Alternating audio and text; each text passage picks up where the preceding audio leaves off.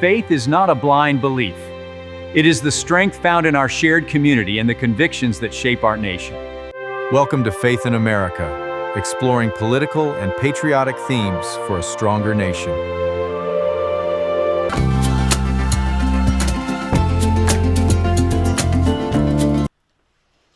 Identity, integrity, and the ballot box.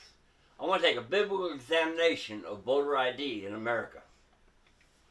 Welcome to the program. Today we examine a question that sits at the intersection of law, culture, and faith. Why is identification required for so many everyday activities in the United States, yet remains debated in the context of voting? We will explore where IDs are commonly required, why voter ID laws remain contested, and what the proposed SAVE Act represents, and how Scripture guides believers in thinking about truth, justice, and governance. In modern American society, identification is routinely required.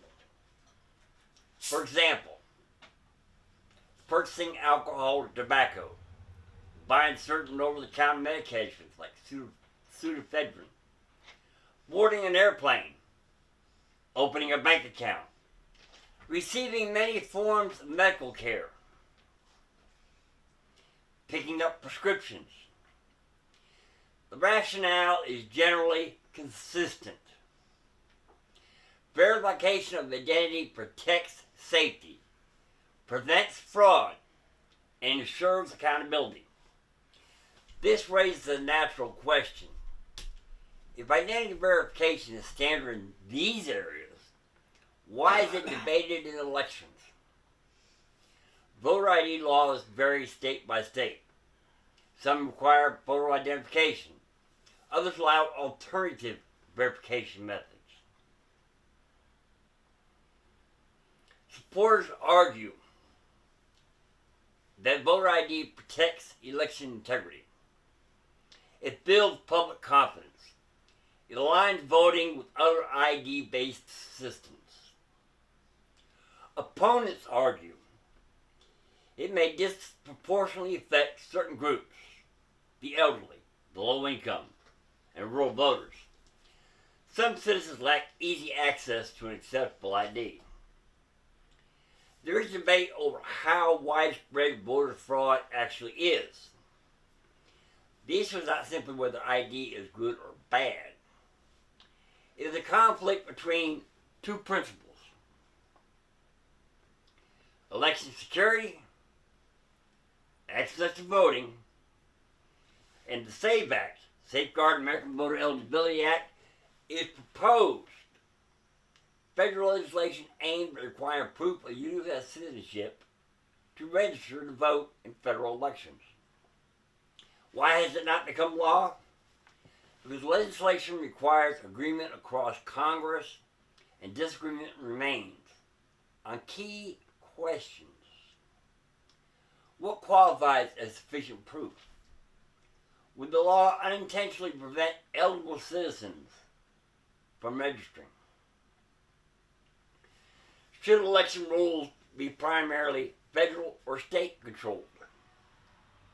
Even if polling suggests broad support for voter ID in general, specific legislation often fails due to details and implementation concerns and political division.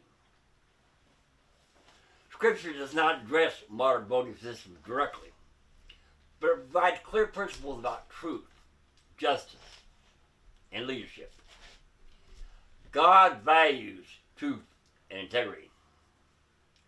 You shall not bear false witness, Exodus 20:16.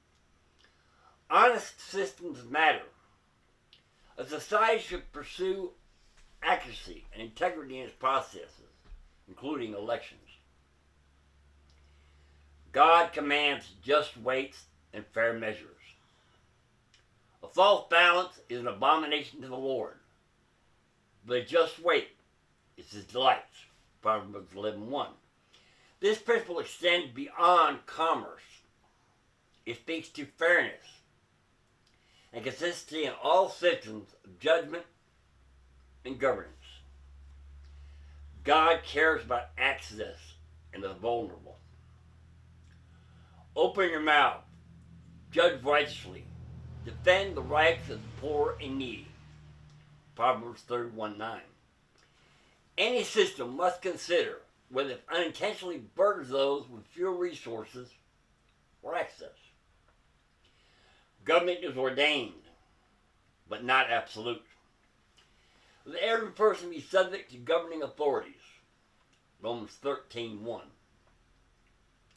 Christians are called to respect lawful authority, while also recognizing that governments are accountable to God's standards of justice.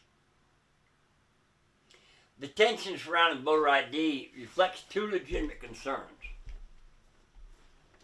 integrity of the system versus accessibility for all eligible citizens. A biblical worldview does not ignore either. A just approach would aim for secure elections that prevent fraud. Reasonable access to lawful voters are not excluded. Policy shaped by truth, not fear or manipulation.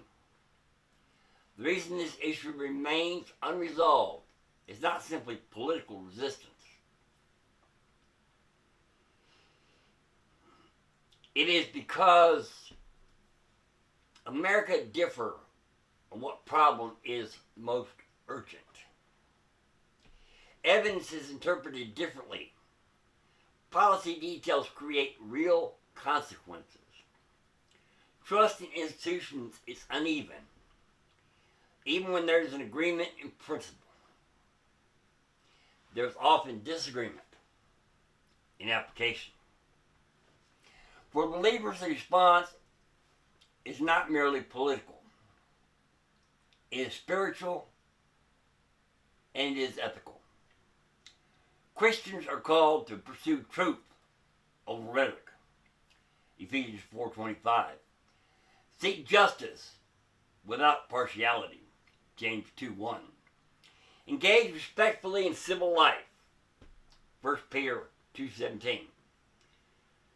Pray for the wisdom of our leaders. 1 Timothy 2:1 and 2. And above all, whatever you do, do all to the glory of God. 1 Corinthians 10:31. The question is not simple, should there be voter ID? It is, how do we build a system that reflects both truth and fairness? A nation's law reveals its priorities.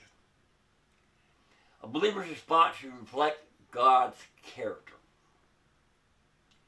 Thank you for listening, and we'll see you next time on the podcast.